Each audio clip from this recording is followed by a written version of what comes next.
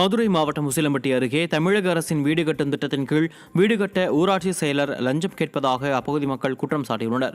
வண்டாரி கிராம ஊராட்சியின் செயலராக பணியாற்றி வரும் முனியாண்டி என்பவர் தமிழக அரசின் வீடு கட்டும் திட்டத்தின் கீழ் வீடு கட்ட அனுமதி வழங்க ஒரு நபருக்கு 20,000 ரூபாய் முதல் 30,000 ரூபாய் வரை லஞ்சம் கேட்பதாக பொதுமக்கள் குற்றம் சாட்டியுள்ளனர்.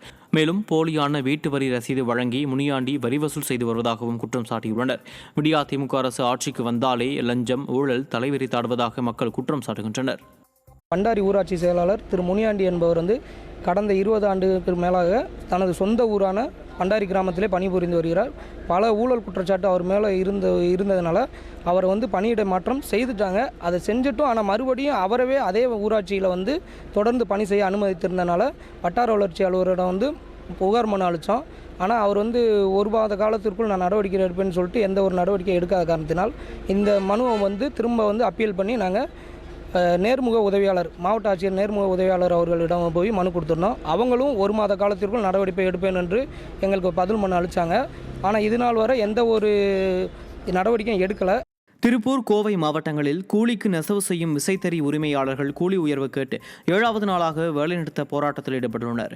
10,000 விசைத்தறி கூடங்களில் உள்ள 2 லட்சம் விசைத்தறிகள் நிறுத்தப்பட்டு வேலைநிறுத்த போராட்டம் நடைபெற்று வருகிறது. இதனால் நாள் ஒன்றுக்கு 30 கோடி ரூபாய் வரை உற்பத்தி பாதிக்கப்படும் எனவும் 1 லட்சம் தொழிலாளர்கள் நேரடியாகவும் 2 லட்சம் தொழிலாளர்கள் மறைமுகமாகவும் என 3 லட்சம் தொழிலாளர்கள் வேலைவாய்ப்பை இழந்துள்ளதாகவும் விசைத்தறி உரிமையாளர்கள் தெரிவித்தனர். இப்பிரச்சனையில் விடிய அரசு தலையிட்டு உடனடியாக தீர்வு காண வேண்டும் என கோரிக்கை எழுந்துள்ளது. குறைச்ச கூலியை கொடுங்கன்னு தான் நாங்கள் 32 முறை பேச்சுவார்த்தை நடத்தி இதுக்கு ஒரு தீர்வு காணாத வகையில் போயிட்டே இருந்ததுங்க. ஆள்ற அரசு இதுக்கு முக்கியத்துவம் கொடுக்கல அப்படிங்கிறது எங்களுக்கு மிகப்பெரிய வருத்தம். மத்தியில் இருக்கிற அரசும் சரி, மாநில அரசும் சரி, மக்கள் பிரதிநிதியாக இருக்கிற எம்பி எம்எல்ஏவுங்க எங்கள் மக்களுடைய குறை தீர்த்துக்கிறதுக்கு எந்த கவனமுமே செலுத்தலைங்கிறதா எங்களுக்கு வருத்தமான விஷயமுங்க.